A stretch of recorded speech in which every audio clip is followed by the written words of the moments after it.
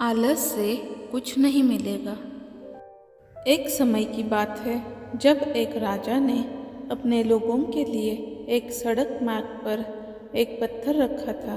राजा यह जानना चाह रहा था कि यह लोग मेहनती है या फिर आलसी है। राजा ने सड़क पर पत्थर रखने के बाद पेड़ के पीछे छिप गया और यह देखने के लिए कि क्या कोई इस पत्थर को रास्ते से हटाएगा कि नहीं। फिर उस रास्ते से बहुत से लोग गुजरे, लेकिन किसी ने भी पत्थर हटाने के बारे में सोचा तक नहीं। उन्होंने राजा को ही दोषी ठहराया। कहने लगे कि राजा सड़क साफ नहीं करवाते।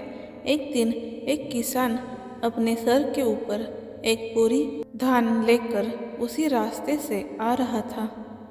जब उसने यह देखा कि सड़क पर पत्थर पड़ा हुआ है तो उसने सोचा कि क्यों न इस पत्थर को मैं हटा दूं, जिससे कि लोगों को आने जाने में परेशानियों का सामना नहीं करना पड़ेगा।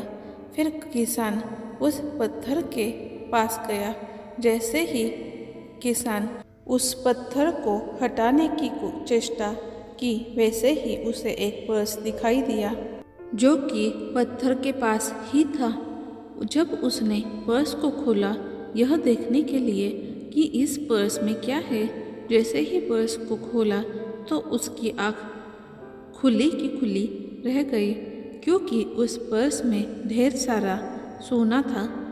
फिर किसान ने उस पत्थर को अपने बलबूते पर रास्ते से हटा दिया। फिर राजा, जो कि पेड़ के पीछे छिपे हुए थे, वह उस किसान के पास गए और बोले कि आप चिंता मत करो, यह सोना आपको आपकी मेहनत की वजह से मिला है। किसान ने बोला कि मैंने कौन सा मेहनत किया। तो राजा ने मुस्कुराते हुए कहा कि इस सड़क से बहुत से लोग गुजरे, लेकिन किसी ने भी पत्थर हटाने के लिए हिम्मत नहीं जुटाई। केवल आप ही हो जो कि पत्थर हटाने के बारे में सोचा।